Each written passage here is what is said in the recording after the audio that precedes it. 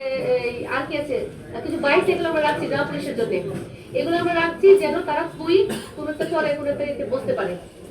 আপনাদের যদি কোনো কর্মপরিকল্পনা থাকে বা কোনো কিছু আমাদের কাছে সহযোগিতা আপনারা করতে পারেন, সেটা আপনাদের বলতে পারেন যে আরো কি ভালো করলে হয়, অথবা আপনাদের দিক থেকে যদি কোনো মতামত থাকে।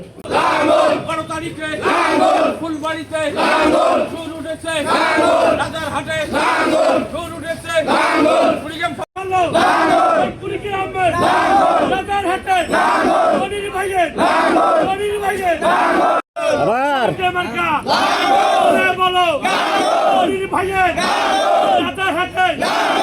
তারপর কৃষি বিশ্ববিদ্যালয় এটার আমার অনুমোদন হয়ে গেছে, ইকোনমিক জোন এটাও আমার অনুমোদন হয়ে গেছে, বাফার গোডাউনের এটাও আমার অনুমোদন হয়ে গেছে।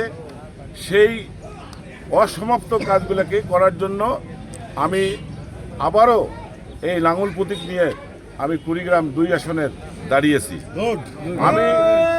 আমি এটাই আমি একটাই যদি আমি বলতে পারি, আমি কোনো দুর্নীতি করি না, আমি কোনো দুর্নীতি করি না।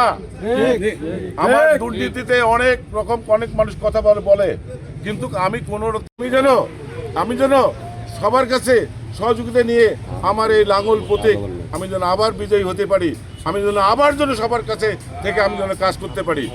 আমি আবারও বলতেছি, আমি কোনো দুর্নীতি করি না, আমি দুর্নীতির কাছে হাঁটি না। আমি মানুষের কর্মসংস্থানের জন্য আমি খুব আমি কাজ করতেছি। সরকারের কাছে আমি এটা প্রতিশ্রুতি রাখতেছি যে এখানে কুড়িগ্রাম হতদরিদ্র বলে কেন হতদরিদ্র বলবে, কুড়িগ্রাম মানুষের এখানে অনেক কর্মসংস্থানের কাজ এখানে হবে আগামীতে ইনশাআল্লাহ। আমি এটাকে আপনাদের